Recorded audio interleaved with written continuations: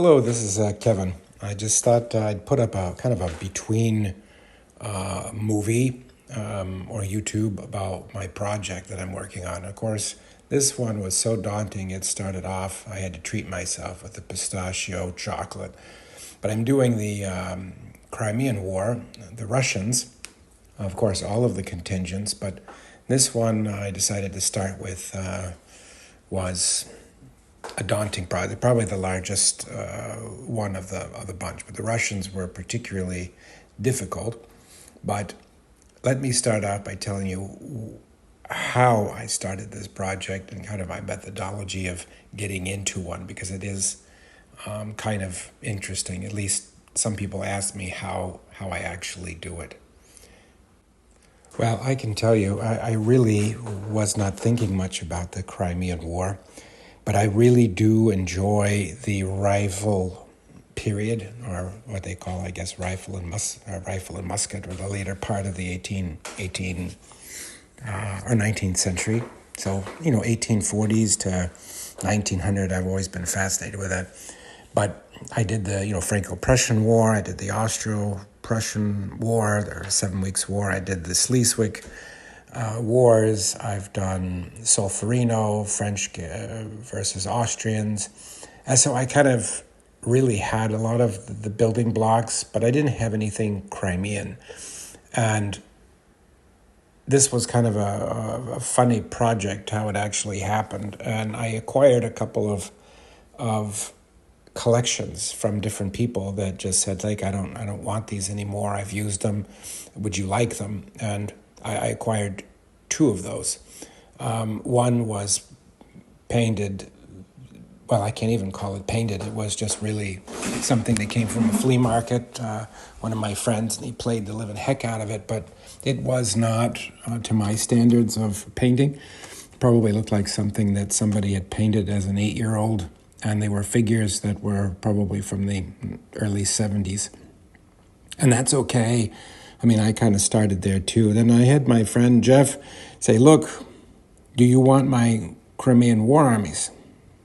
I've painted them, I've built them, but I really don't want them anymore. I've lost steam. And I said, I really don't know. But then I looked at the figures I got from my friend from a flea market, which were probably about $400. I think I paid $100 for all of them. And they were the same. Minifigs, some rank and file, older figures. And I thought, wow, okay, well, that'd be a fun project. I'll put them together. But then you have to understand the backstory. So, hold on. So, many years back, probably 30 years ago, I had started painting Napoleonic Russians. I probably painted about 350 of them, painstakingly.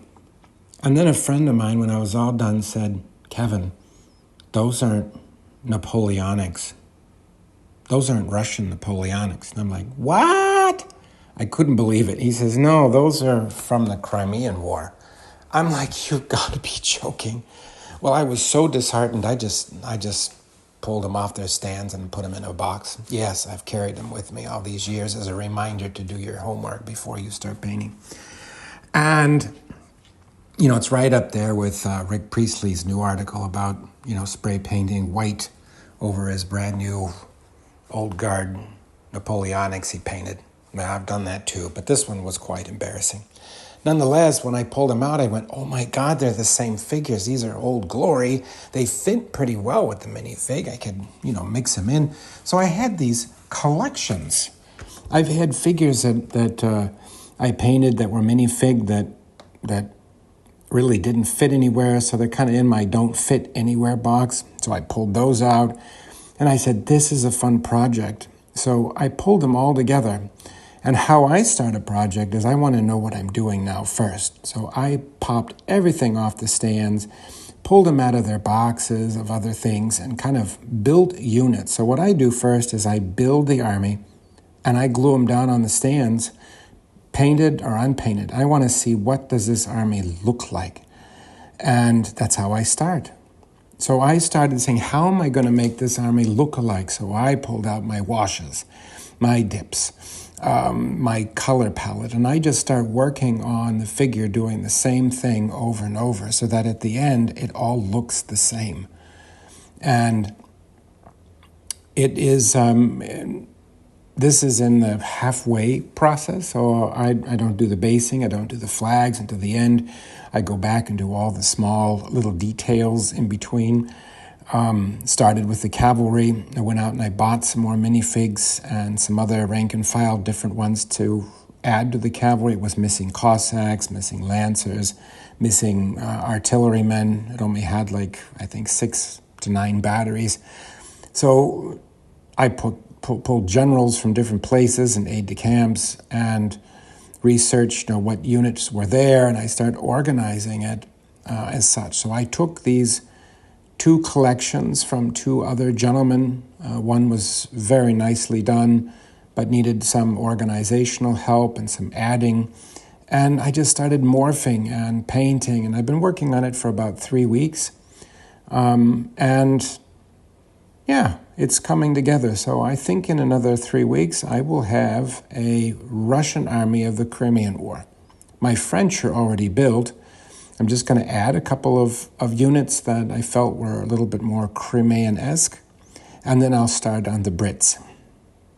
Probably Brits and the Turks at the same time, just because I want to and I can. So I think, by October, I should have most of the contingents that were at the battles. I've got nice publications that show the different battles and what units were there, and we'll put it up on YouTube as a finished army. Right now, I just kind of wanted to do a little bit of a in-between movie period. It's the summer, so I travel a lot in the summer. I travel to Europe, I go visit battlefields, I go places, and then I had a lot of friends that unfortunately got sick, needed my help. So some had cancer, some were getting very old, and they just needed some help. So I usually spend my summers trying to help people. I travel a lot. I like to go different places and see things that are on my bucket list. And yeah, that's what I do. So now as we start, as fall comes along, so into September, October, I'll be more probably home and can paint some more and do some things and try to finish up these armies. But for now, this is what it looks like. And when the flags are done at the end and the basing is finished and I finish up some of the other colorful units, the Cossacks, non-Cossacks, etc., black Cossacks, it'll look, I think, very, very nice. I'm excited about how it's coming together. I opted with a kind of a brownish gray coat. I saw one in a museum. I had a couple of pictures, but I've also been to a museum recently that had a Russian Crimean jacket that was in England. And I just noticed the colors. It was more of a darker grayish brown. And I'm sure that there was lots of different color browns, grays, and so I've kind of mixed it up. Some a little bit more ochre, some a little bit more gray, and so it kind of gives the army some color and variety. And I've mixed it up. Some of the German Pickelhelm and other the forage cap.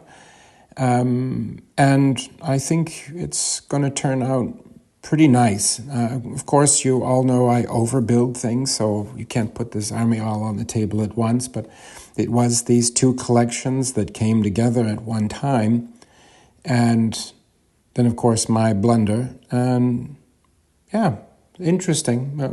And I think a lot of the people that know me know that I love taking old collections, ones I don't like anymore, and have discarded or not enthused about it anymore. I really like taking old things and making them new or giving them an update and a freshness. I don't care if they're from the 60s, 70s, 80s, Scrooby figures or whatever. I just enjoy fixing things. And I do buy new figures, but in reality, I kind of enjoy refreshing the old, like me. Anyway, thanks for watching, and until